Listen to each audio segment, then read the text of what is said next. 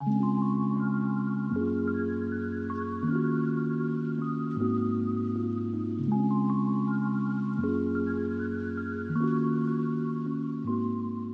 को जय श्री कृष्णा। आज का जो विषय है वो वास्तुशास्त्र से संबंधित है। तो वास्तुशास्त्र के अनुसार आज हम बात करते हैं पूरब दिशा की। पूरब दिशा में दोष कैसे उत्पन्न होता है, यानी कि दोष का मतलब वास्तु दोष कैसे बनता है, इसके बारे में जानकारी दे रहा हूँ। अधिक विलंब न करते हुए आज पूरब दिशा में वास्तु दोष के बारे में संपूर्ण जानकारी और साथ में उपाय।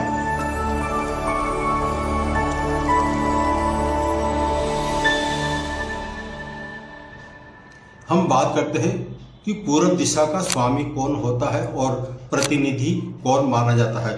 तो पूरब दिशा का स्वामी वास्तुशास्त्र के अनुसार इंद्र को माना गया है और इसका जो प्रतिनिधि है ज्योतिष शास्त्र के अनुसार सूर्य ग्रह को प्रतिनिधि माना गया है। तो ऐसे में वास्तुशास्त्र के अनुसार और ज्योतिष शास्त्र के अनुसार इंद्र और सूर्य का इस पर प्रभाव माना गया है। इसके अलावा यदि हम वास्तु जो होता है, वास्तु पुरुष, उसको ध्यान में रखते हुए उसका मुख माना गया है। वास्तु का चित्र देखा होगा आपने, जिसमें उल्टा वास्तु आदमी यानी कि वास्तु लेटा हुआ है, तो वो उसका मुख पूर्व दिशा में माना गया है। ये काल पुरुष का मुंह माना गया है। यदि घर का मुख्य दरवाजा पूर्व दिशा में बड़े आकार का हो और साथ ही बड़ी बड़ी खिड़कियां हो जिस पर सूर्य का प्रकाश पूरी तरह से आता हो, वायु यानी कि हवा भी अच्छी तरह आती हो, तो ऐसे में ऐसा मकान जिसके होगा पूर्व दिशा में बड़ा दरवाज़ा और खिड़की झरोके होंगे, तो आप समझ जाइए कि ऐसे व्यक्ति के जन्म पत्रिका में सूर्य ग्रह या तो स्वयं की राशि में स्थित होगा या मित्र की राशि में स्थित होगा, साथ ही वो केंद्रगत या त्रिकोण में माना जाता है। तो आप बड़ी आसानी से समझ सकते हैं कि इसका सूर्य कितना प्रबल है। सूर्य प्रबल होने के कारण ही वास्तुशास्त्र के अनुसार पूरब दरवाज़ा मिलता है और इतनी बड़ी सुविधाएं उपलब्ध होती है। इस तरह से ऐसे व्यक्ति को हम बड़ी आसानी से कह सकते हैं कि आपका सूर्य इस स्थान पर स्थित होना चाहिए। अब पूरब दिशा में वास्तु शास्त्र के अनुसार किस तरह से दोष उत्पन्न होता है उसके बारे में जानकारी दे रहा हूँ। पूरब दिशा, पूर्वमुखी दरवाजा जिसको हम बोलते हैं, उसका मुख्य दरवाजा यदि आग्नेय कोण में हो तो आग्नेय कोण किसे कहते हैं? पूरब और दक्षिण के मध्य का भाग को हम आग्नेय कोण कहते हैं। तो आग्नेय कोण में यदि मुख्य दरवाजा यानी कि मेन गेट स्थित होगा तो ऐसे मुखिया के घर में अधिकतर जो परेशानी आती है वो बता रहा हूँ। ऐसे परिजन कितना ही प्रयास करते हैं, वो धन कमाते हैं लेकिन धन खर्च भी अचानक हो जाता है, और यदि वो कोर्ट कचहरी के चक्कर में पड़ गए तो अदालती चक्र उनके लगते रहते हैं। कोर्ट केस जो होते हैं वो अधिकतर पूरब और दक्षिण के मध्य जो आग्नेय, तो अदालती चक्र उनके लगते रहते हैं। कोर्ट केस जो होते हैं वो अधिकतर पूरब और दक्षिण के मध्य जो आग्नेय कोण बोलते हैं, आग्नेय कोण में यदि मुख्य दरवाज़ा होगा तो ऐसी दुर्घटना यानी कि कोर्ट कचहरी का समस्या होना और अग्नि कोण में ऐसी घटना होती है। इसके अलावा अनावश्यक खर्चे बढ़ते हैं, घर में वाद विवाद होता रहता है, दुर्घटनाएं बढ़ती है। तो ये तो हुआ अग्नि कोण। अब बताता हूँ मैं आपके दूसरा, यदि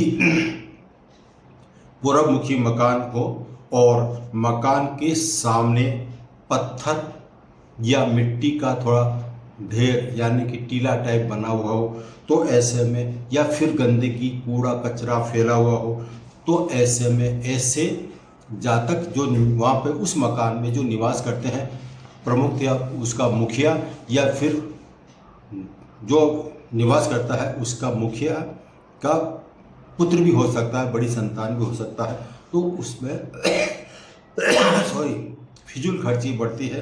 अब धन कितना ही प्रयास करें वो बैंक के बैलेंस नहीं बना सकते हैं, धन हानि होती है और संतान को अनेक प्रकार के कष्ट उठाने पड़ते हैं। इसके अलावा नेक्स्ट है तीसरा, पूरब दिशा मुख्य मकान हो और सामने खाली जगह पड़ी हो, खाली जगह नहीं हो और बिल्कुल पैक हो। खाली जगह होना चाहिए जहाँ पर प्रकाश आ सके। और यदि वो बिल्कुल दबा हुआ हिस्सा है और मकान का पीछे का हिस्सा ऊंचा हो तथा बरामदे में जो बरामदा है वो ढलान की तरफ हो, तो ऐसे में ऐसे लोग जो वहाँ पे निवास करते हैं उनको लंबी बीमारी हो सकती है। बीमारी पर अनावश्यक खर्चे बढ़ सकते हैं। इसके अलावा है पूरब दिशा का स्थान यदि ऊंचा हो तो मकान का स्वामी कितना ही धन कमा ले वो गरीब ही माना जाएगा, वो दरिद्रता उसमें निवास करती है। यदि वो गवर्नमेंट सर्वेंट है या उसका बिजनेस चल रहा है तो उसमें अचानक ऐसे खर्चे आते हैं कि वो पैसे को जोड़ नहीं पाता है। संतान, ऐसे व्यक्ति की संतान है वो पढ़ाई में बहुत ज़्यादा कमज़ोर होती है और यदि कमज़ोर नहीं हो तो ऐसे संतान जो है वो अधिकतर बीमार अवस्था में पाई जाती है, तो इससे यह कष्ट होता है।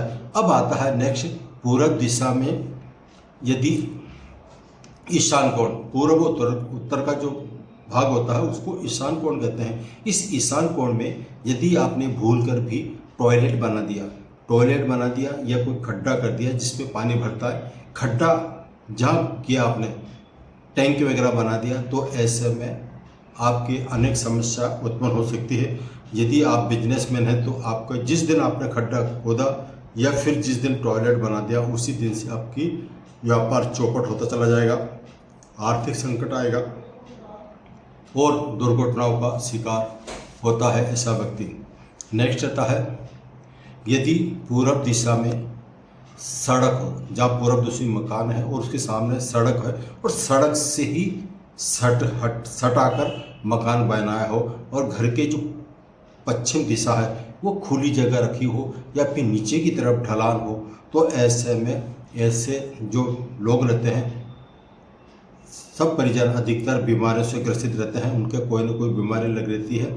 इसलिए इन समस्याओं से हमें बचना चाहिए। नेक्स्ट है, यदि मकान आप पूर्व मुखी मकान है और आप इसको किराए पर देना चाहते हैं तो किराए पे देने के लिए 2 मंजिला मकान बनाएं। तो फर्स्ट है जो भूमि तल बोलते हैं, उस भूमि तल को आप किराए पे दें और उसके ऊपर जो प्रथम स्टोरी होती है यानी कि प्रथम मंजिल होती है उस पर आप बड़ी आसानी से मकान बनाएं और उस पर आप रहें। ऊपर आप स्वयं रहें मकान मालिक और नीचे किराए से देंगे, तो ऐसे में आपका जो वास्तु दोष कभी नहीं लगेगा और आप बड़ी आसानी से इसमें अपना जीवन यापन कर सकते हैं। और यदि किराए से खाली हो जाता है, किराएदार खाली कर देता है, तो तुरंत दूसरा किराएदार को रख लें। जब यदि खाली होगा तो खाली जगह आपके लिए परेशानी का कारण बन सकता है, आर्थिक समस्याएं दे सकता है। अब हम बात करते हैं, जब ऐसी स्थिति आ जाती है तो हमें उपाय क्या करना चाहिए। गलती हो गई या बना हुआ है उसको तोड़ नहीं सकते हैं, तो हम साधारण सा उपाय बताने जा रहे हैं। सर्वप्रथम है, एक सूर्य यंत्र आता है, सूर्य का चित्र बना हुआ है गोल और तांबे का, तो उसको पूरब दिशा में आप लगा दें। जिस दिन से आप इसको विधि विधान से लगाएंगे उसी दिन से आपका पूरब मुखी का जो भी दोष है वो दोष दूर हो जाएगा। दूसरा है, घर के जितने भी सदस्य हैं सभी नियम बना लें, सूर्य उदय से पहले उठें और सूर्य भगवान को अर्घ्य देने का 1 लोटे में जल भरकर उनको जल अर्पण करें। ये 2 उपाय हैं, इन दोनों उपायों को आप करेंगे तो पूरब का जो दोष है, पूर्वमुखी जो दोष है, जितने भी मैंने बताया उन दोषों से आप छुटकारा आपको बड़ी आसानी से मिल सकता है। और भी अनेक उपाय हैं, लेकिन आज मैं आपको यही जानकारी दे रहा हूँ। अधिक विस्तार से यदि आपको जानना हो तो हमारे यहाँ पर कॉन्टैक्ट नंबर दिया हुआ है, आप हमसे संपर्क कर सकते हैं। वास्तु दोष से संबंधित कुछ भी जानकारी या कुछ भी चाहिए आपको, हम आपको बड़ी आसानी से उपलब्ध करा देंगे। सभी को